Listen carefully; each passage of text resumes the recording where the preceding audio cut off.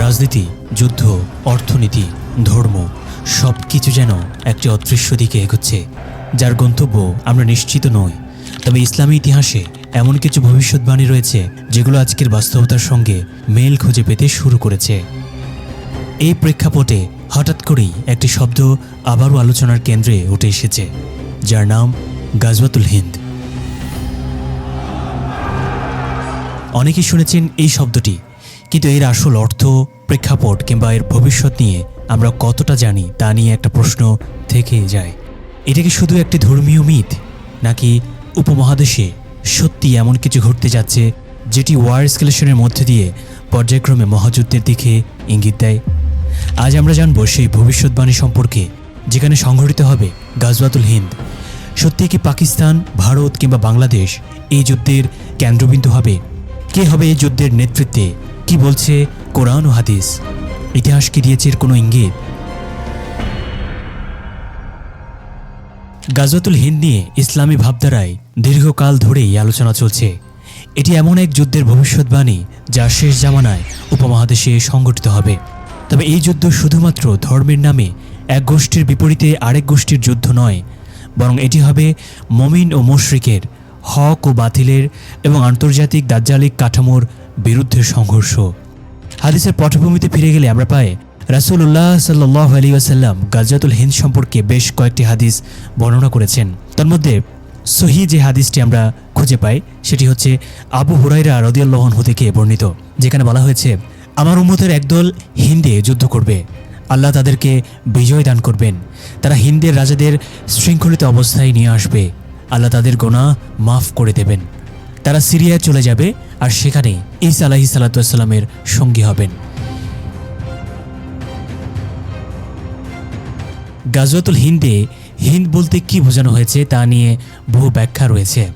আরব বণিকদের দৃষ্টিতে সিন্ধু নদী ছিল হিন্দ, অর্থাৎ আজকের পাকিস্তান, ভারত, কাশ্মীর, বাংলাদেশ ও আশপাশের অঞ্চল। হাদিসে বর্ণিত হিন্দ অর্থ এই অঞ্চলসমূহ যেখানে চূড়ান্ত সংঘর্ষ সংঘটিত হবে। এইতে অনেক হকপন্থী অমুসলিম যেমন থাকতে পারে, তেমনি অনেক নামধারী মুসলিম বাতিলের কাতারে সামিল হতে পারে। গাজওয়াতুল হিন্দ কি আগেই ঘটে গেছে? অনেকে প্রশ্ন করেন, এটি কি ভবিষ্যতের যুদ্ধ নাকি আগেই ঘটে গেছে? ইতিহাসে আমরা দেখি মোহাম্মদ বিন কাসিমের সিন্ধু বিজয়, সুলতান মাহমুদের গজনি অভিযান, দিল্লির সালতানাত এবং মোগলদের শাসন, এসবই যেন গাজওয়াতুল হিন্দের পূর্বাভাস। কিন্তু আলেমগণ বলেন, ভবিষ্যৎবাণী শেষ যুগের যুদ্ধ নির্দেশ করছে, যা এখনও ঘটেনি। 1947 সালে ভারত বিভাজনের মাধ্যমে পাকিস্তান ও বাংলাদেশ প্রতিষ্ঠা পায়। কেউ কেউ বলেন গাজওয়াতুল হিন্দের সূচনা তখন থেকেই হয়েছে, তবে প্রকৃত যুদ্ধ এখনও বাকি। গাজওয়াতুল হিন্দ কি তাহলে ইতিমধ্যে শুরু হয়ে গেছে? এই যুদ্ধের প্রকৃত রূপ খুবই জটিল হতে পারে। বর্তমান পরিস্থিতি দেখলে বোঝা যায়, এটি এমন এক যুদ্ধ হতে পারে যেখানে শুরুতেই পক্ষ বিপক্ষ বোঝা খুবই কঠিন। একদিকে যেমন ধর্মীয় আদর্শে বিশ্বাসী মানুষ থাকবে, তেমনি থাকবে ছদ্মবেশী মুসলিম পাপেট, যারা বিশ্বশক্তির আগ্রাসী নকশার অংশ। অনেকে হয়তো এদের বাহ্যিক মুসলিম পরিচয় দেখে বিভ্রান্ত হবে। তবে এই যুদ্ধের একটি বৈশিষ্ট্য হলো, সময়ের সাথে সাথে প্রকৃত হক ও বাতিল স্পষ্ট হয়ে উঠবে। বর্তমানে দক্ষিণ এশিয়া এক বহুমুখী সংকটের মধ্যে রয়েছে। ভারতের অভ্যন্তরে চলছে চরম হিন্দুত্ববাদী উগ্রবাদ, মুসলমানদের উপর নির্যাতন, কাশ্মীরকে দখল, মুসলিমদের পবিত্র স্থান বাবরি মসজিদের ধ্বংস, নামাজে বাধা সৃষ্টি, সবই যেন একটি দিকেই ইঙ্গিত করছে, তা হলো গাজওয়াতুল হিন্দ। অনেক অস্থিরতার কেন্দ্র এখন এশিয়া, চীন, তাইওয়ান, ভারত, পাকিস্তান, আফগানিস্তান, বাংলাদেশ, মিয়ানমার, এমনকি ভারত চীন সংঘর্ষ, সব কিছু যেন এক অদৃশ্য সুতোয় বাঁধা। বাংলাদেশও কোনোভাবে আলাদা নয়। রাজনীতি, অর্থনীতি ও পররাষ্ট্রনীতি চরম অনিশ্চয়তা। একই সাথে ভারত ও চীনের মধ্যে কৌশলগত অবস্থায় পড়ে আছে এই ভূখণ্ডটি। এসব মিলিয়ে গাজওয়াতুল হিন্দ একটি ভূখণ্ডে সংঘটিত হলেও যার প্রভাব পুরো বিশ্বে ছড়িয়ে পড়বে। গাজওয়াতুল হিন্দ কি ইতিমধ্যে শুরু হয়ে গেছে কিনা, এই প্রশ্নটি আজকের দিনে সবচেয়ে বেশি আলোচিত। দক্ষিণ এশিয়ার প্রতিটি সংঘর্ষ যেন গাজওয়াতুল হিন্দের ভূমিকায় দাঁড়ানো এক একটা মহড়া। চিন্তা করুন, চীন ভারত সীমান্তে ক্রমবর্ধমান উত্তেজনা, বর্তমান ভারত পাকিস্তানের পারমাণবিক হুমকি, মায়ানমার, বাংলাদেশ, রোহিঙ্গা ইস্যু এবং ভারতের মুসলিম বিরোধী রাষ্ট্রনীতি, সব কিছু যেন একটি কেন্দ্রের দিকে ধাবিত হচ্ছে। সেটি হলো অন্তিম যুদ্ধের এক অদৃশ্য সূচনা। গাজওয়াতুল হিন্দ কোনো বিচ্ছিন্ন যুদ্ধ হবে না, এটি বৃহৎ এক বিশ্বযুদ্ধের অঙ্গ হতে পারে, যার আরেক নাম আর্মাগেডন, যেটাকে মালহামা বলা হয়ে থাকে। আজকের বিশ্বের ঘটনা প্রবাহ এই ভবিষ্যৎবাণীকে দিন দিন স্পষ্ট করে তুলছে। ভারত উপমহাদেশে বর্তমান রাজনৈতিক উত্তেজনা, কাশ্মীর দখল, মায়ানমারে মুসলিমদের গণহত্যা, আফগানিস্তানে তালেবানের প্রত্যাবর্তন, পাকিস্তানে অস্থিরতা এবং বাংলাদেশের রাজনৈতিক ভাঙন সব কিছু যেন একটি যুগান্তকারী বিস্ফোরণের জন্য প্রস্তুত হচ্ছে। বিশ্ব একটি মহাযুদ্ধের দিকে এগিয়ে যাচ্ছে, যেখানে দেশে দেশে গৃহযুদ্ধ দিয়ে শুরু হয়ে তা আঞ্চলিক যুদ্ধে এবং ওয়ার এসকেলেশনের মধ্য দিয়ে পর্যায়ক্রমে সেটিকে মহাযুদ্ধে রূপ দেওয়ার পায়তারা চলছে। এবং এরই প্রেক্ষিতে একটি বড় প্রশ্ন হলো, এই সংঘাতগুলো কি নিছক ভূরাজনৈতিক দ্বন্দ্ব, নাকি এর পেছনে দাজ্জালিক এক বিশ্বশক্তির ছায়া রয়েছে? এই যুদ্ধগুলো কি নিউ ওয়ার্ল্ড অর্ডার বাস্তবায়নের অংশ নয়, যেখানে বিশ্বের জনসংখ্যা কমিয়ে একক বিশ্বশক্তির নিয়ন্ত্রণ কায়েম করার প্রচেষ্টা চলছে? এই লক্ষ্যে ধর্ম, দেশ, জাতি সবকিছুকেই হাতিয়ার বানানো হচ্ছে। আমরা যদি দাজ্জালিক নকশা ও নিউ ওয়ার্ল্ড অর্ডার ভিউ থেকে দেখি, তাহলে গাজওয়াতুল হিন্দ হবে একটি প্রক্সি ওয়ার্ল্ড টুর্নামেন্টের বিশেষ অংশ। কারণ এই যুদ্ধের মধ্য দিয়ে একদিকে যেমন দক্ষিণ এশিয়ার ভৌগোলিক মানচিত্র বদলে যেতে পারে, তেমনি বিশ্বশক্তির নিয়ন্ত্রণও বড় ধাক্কা লাগতে পারে। তাই বলা যায়, এটি কেবল যুদ্ধ হবে না, এটি হবে বাতিলের চূড়ান্ত শক্তির বিরুদ্ধে হকের সর্বশেষ প্রতিরোধ। হাদিসের আলোকে গাজওয়াতুল হিন্দের বিজয় লাভের পর মুজাহিদদের সিরিয়ার দিকে রওনা হওয়ার কথা এসেছে, অর্থাৎ মধ্যপ্রাচ্যের সঙ্গে এই যুদ্ধের গভীর সংযোগ রয়েছে। বর্তমান বিশ্বে ফিলিস্তিনে যা ঘটছে সেটিও এর সঙ্গে সম্পৃক্ত।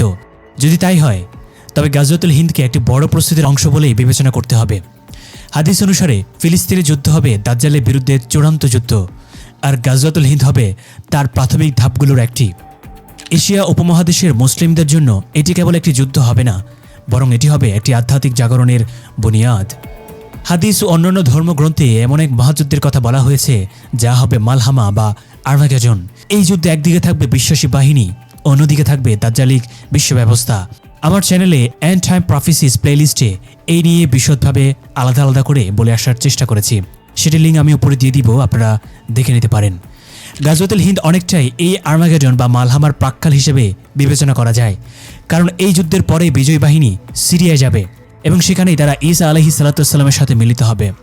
এটি হতে পারে এমন একটি চেইন রিয়াকশন, যা ফিলিস্তিনিদের উপর ইসরায়েলি আগ্রাসন থেকে শুরু করে হিন্দুস্তানের গাজওয়াতুল হিন্দ হয়ে শেষ হবে দাজ্জালের চূড়ান্ত পতনের মধ্য দিয়ে।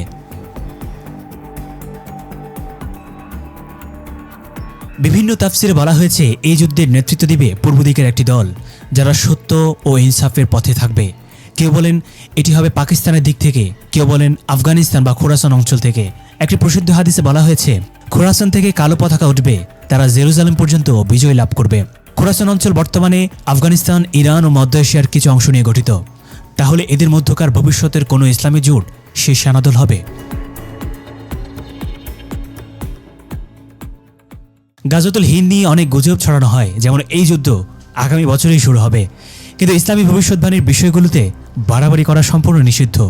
কবে ঘটবে, কারা নেতৃত্ব দিবে, তা শুধু আল্লাহ পাক ভালো জানেন। আমাদের দায়িত্ব আত্মশুদ্ধি, তওবা এবং ন্যায় ও সত্যের পক্ষে থাকা। আজকের মুসলিম বিশ্ব রাজনৈতিকভাবে ভঙ্গুর, নেতৃত্বহীন ও বিভক্ত, কিন্তু ইতিহাস সাক্ষ্য দেয় সর্বনাশা বিপদের মুখেই বড় জাগরণ উঠে আসে। আল্লাহ তাআলা যাকে হক দলে রাখবেন তাকে শক্তি ও বিজয় দান করবেন। এখানে জাতি, ভাষা, পোশাক কিংবা বাহ্যিক পরিচয় নয়, নির্ণায়ক হবে ঈমান ও ন্যায়ের পক্ষে অবস্থান। গাজওয়াতুল হিন্দে অংশগ্রহণ করা মানে কেবল অস্ত্রধারী মুজাহিদ হওয়া নয়, এটি বিশ্বাস, চিন্তা ও দৃষ্টিভঙ্গির সংগ্রাম। কেউ হয়তো কলম দিয়ে, কেউ হয়তো মিডিয়ার মাধ্যমে, কেউ চিন্তা চর্চায় এই যুদ্ধে শরিক হতে পারে। আসল বিষয় হলো কে হকের পক্ষে আর কে বাতিলের। গাজওয়াতুল হিন্দ নিয়ে বাড়াবাড়ি করাও যেমন ঠিক না, তেমনি একে উপেক্ষা করাও আত্মঘাতী। এটি ইতিহাসের এমন এক অধ্যায় যা হয়তো আমাদের চোখের সামনেই আনফোল্ড হয়ে আছে। প্রতিটি মুসলমানের দায়িত্ব এই সময়ে সচেতন থাকা, ঈমানকে দৃঢ় করা এবং হকের পক্ষে নিজেদের অবস্থান স্পষ্ট করা। মুশরিক অথবা ছদ্মবেশী মুসলিম পাপেটদের পর্দার আড়ালে মূল নকশাকারী কিন্তু একটি শ্রেণী, যারা দূর থেকে সব কিছুর তদারকি করে যাচ্ছে।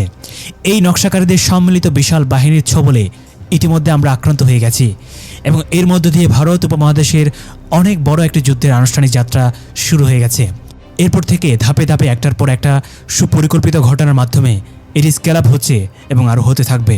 কখনো মায়ানমার বাংলাদেশ, কখনো ভারত বাংলাদেশ, ভারত পাকিস্তান, আফগানিস্তান পাকিস্তান, ভারত চীন, কখনো চীন আমেরিকা। রাশিয়া ধীর পায়ে হেঁটে আসবে।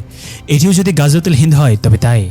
নাম যেটাই হোক, এটি বিশ্বে প্রক্সি ওয়ার্ল্ড টুর্নামেন্টের শেষ ম্যাচ। এই যুদ্ধ শুরু হয়েছে কিনা তার সময় বলবে, কিন্তু এর জন্য প্রস্তুতি এখনই জরুরি। কারণ যখন সত্যি যুদ্ধ শুরু হবে তখন আর প্রস্তুতির সময় থাকবে না, তখন কেবল দুই পক্ষ থাকবে, একটি হক, অন্যটি বাতিল। আপনি কোথায় থাকবেন সেটি এখন নির্ধারণ করার সময়।